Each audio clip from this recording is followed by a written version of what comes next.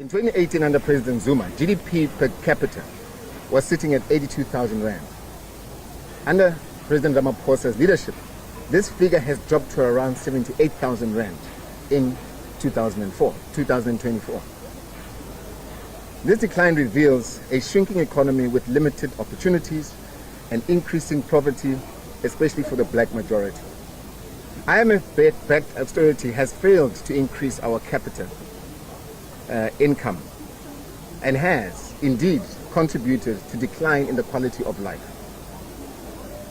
Second, in 2018, South Africa's debt to GDP ratio was approximately 53%, which, while concerning, left a room for targeted fiscal investments to stimulate growth. However, by 2024, Ramaphosa's austerity-focused approach has driven this ratio up to a staggering 74% or even higher. Despite painful cuts to health, education, and social security, debt has spiraled, limiting our ability to invest in South Africa's future. Under MKP leadership, we would prioritize inclusive growth, ensuring a stronger economy that sustainably reduces debt while improving social outcomes. Third, South Africa's Gini coefficient has risen to a world-leading 0.67 in 2024, showing that inequality has deepened under Ramaphosa's administration. This statistic underscores how wealth and income remain concentrated in the hands of the few, with little progress made to uplift the marginalized black majority. This is a direct result of economic policies that overlook transformation, employment equity, and fail to support essential public services, especially those meant to uplift black communities. Lastly, in 2018, our unemployment rate stood at 24%.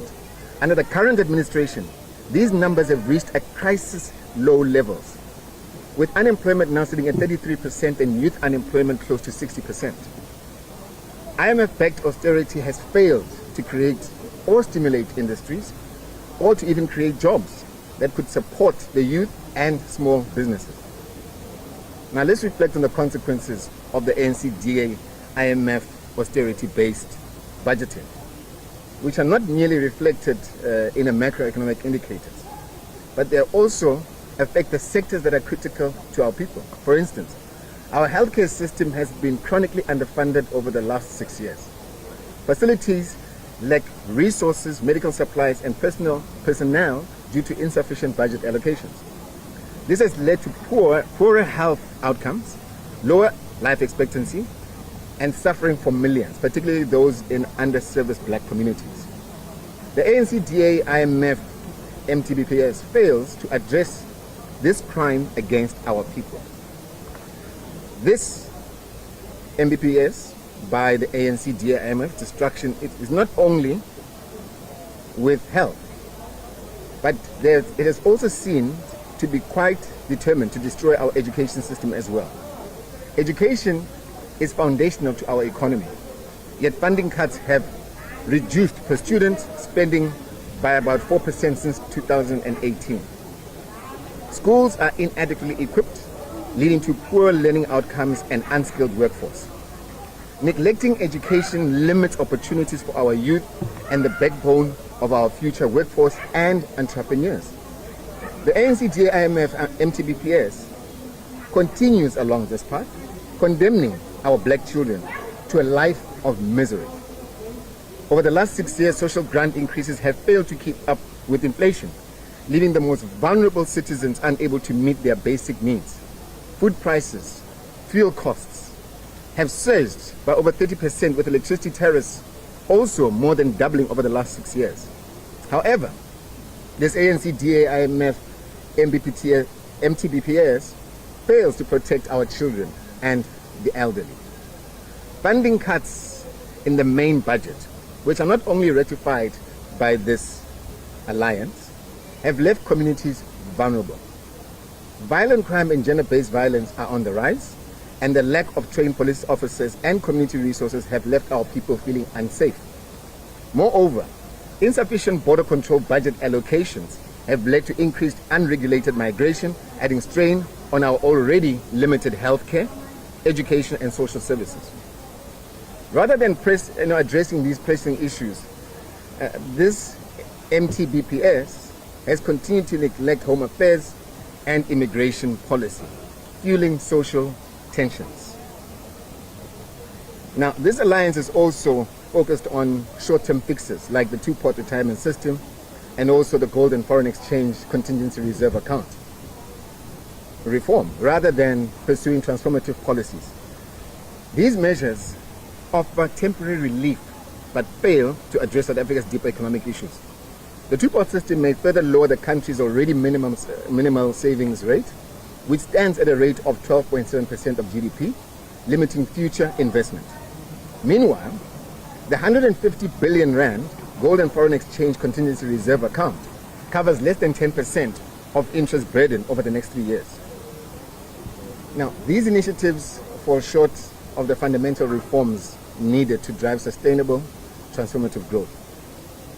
Mkhonto's approach to South Africa's economic crisis, rooted in the People's Mandate, rejects these incremental IMF-backed measures.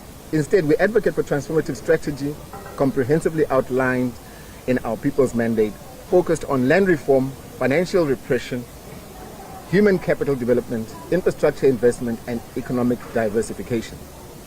Land, which is the DP's favorite word, and financial repression will be implemented through non-budgetary actions, allowing the budget to prioritize human capital, R&D, infrastructure, and diversification in areas neglected by the ANC-DA alliance. This comprehensive approach aims to drive sustainable growth, job creation, and an improved quality of life for all South Africans. First, MKP will dramatically increase funding for education, healthcare, and social services. These investments in human capital are the backbone of sustainable economic growth, creating a skilled, healthy workforce and fostering resilient communities. Second, infrastructure is key to productivity. We will prioritize public investment to 15% of GDP. These investments, through our revitalized state-owned companies, will target clear nuclear energy, transport networks, and digital connectivity to boost productivity and attract investment. Infrastructure will serve as a cornerstone for job creation and economic growth. Third, and this is third before I conclude, the MKP budget will fund economic diversification and entrepreneurial risk-taking. Relying solely on traditional mining and agricultural sectors leaves us vulnerable. MKP will implement policies encouraging diversification into advanced manufacturing and tradable services. We will support future-ready growth through nuclear and green initiatives. Lastly, by increasing funding for immigration services, we can ensure effective border management and support for regulated immigration, benefiting both the economy and public services while fostering strong community relations. In conclusion, the ANC-DA alliance, backed with IMF's policies, have left South Africa stagnating with declining social outcomes, a worsening cost of living crisis, and a failing economy. The two-pot retirement system and the gold reserves account, in effect, are temporary measures that cannot resolve the deeper crisis. The Umkhonto Party, however, has a clear plan inspired by the People's Mandate.